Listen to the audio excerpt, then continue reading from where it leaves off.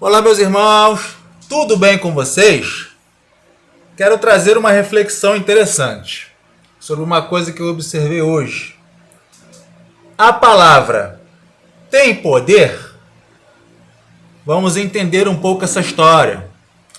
Primeiro precisamos entender a diferença entre o pensamento e o que falamos, como o que falamos reflete no entendimento dos outros. São duas coisas diferentes, que nós às vezes não sabemos identificar e criamos aí superstições e entendimentos errados com relação a isso, não é?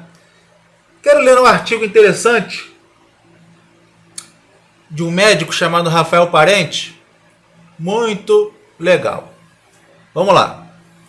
Antes de tudo, precisamos entender que o pensamento é uma percepção do nosso consciente. Ele tem início no córtex cerebral.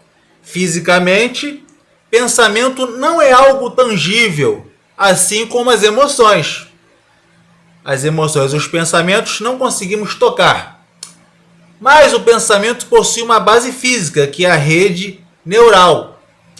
Tudo acontece em um curto espaço de tempo. Estima-se que demore 300 milissegundos antes do pensamento se tornar consciente. Não é possível esvaziar a mente, mas práticas como meditação podem auxiliar a concentração e o gerenciamento de nossas ideias, diz o médico Fernando Gomes Pinto, da Sociedade Brasileira de Neurocirurgia. Então não é possível calar a mente. Isso é um erro que se fala quando se fala de meditação. Apenas você consegue direcionar o pensamento para alguma coisa, não é? Então sabemos que o nosso cérebro ele é baseado em pensamentos. Agora vamos lá. Vamos para a Bíblia, que é onde começa essa confusão. Vou dar 3 exemplos aqui. Provérbios 18, 21 fala o seguinte: a morte e a vida estão no poder da língua. Aquele que a ama comerá do seu fruto. Tiago 3,10: de uma mesma boca procedem bênçãos e maldições. Meus irmãos, não convém que se faça assim. Porventura alguma fonte faz jorrar o mesmo manancial de água doce e água amargosa? Efésios 4,29: não saia da vossa boca nenhuma palavra torpe, mas só o que for boa para a utilidade da edificação, para que dê graça aos que ouvem. E tem outros versículos. Esses 3, por exemplo, falam de quê? O que eu falo provoca reação e efeito no que o outro entende. Quando eu falo que a palavra, quando eu vejo em Provérbios que a morte e a vida estão no poder da língua, é porque o que eu falo pode influenciar na vida do outro. Não energeticamente ou como se alterasse o destino dele, mas sim influenciar no entendimento dele com relação às coisas, influenciar o pensamento dele. E o pensamento dele, afetado com isso, baixa a frequência energética dele e aí ele começa a se prejudicar.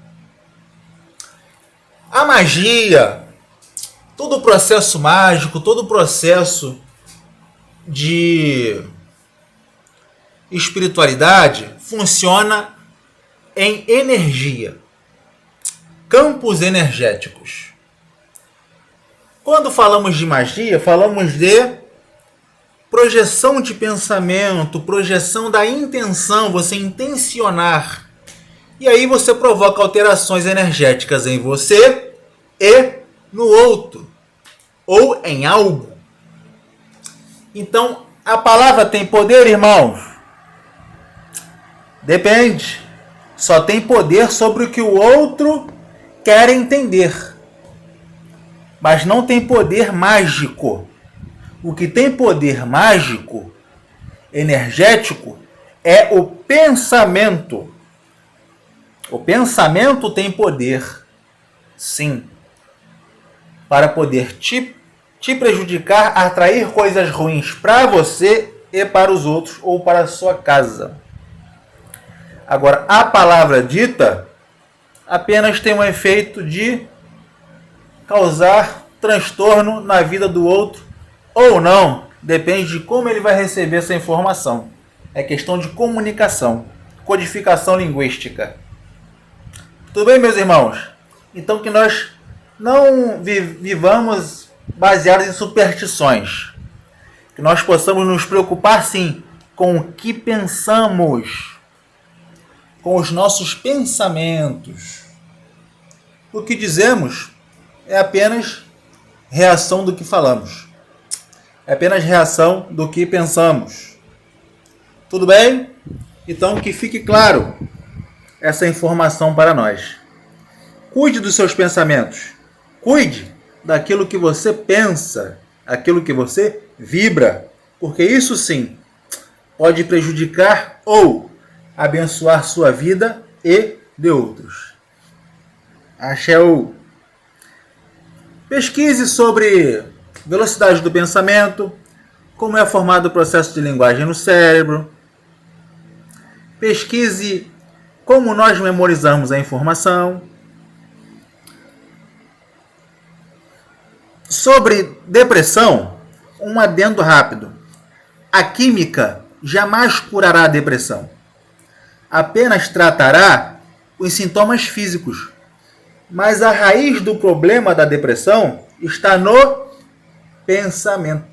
Se você trabalhar o seu pensamento, você ameniza a sua depressão. Fica a dica.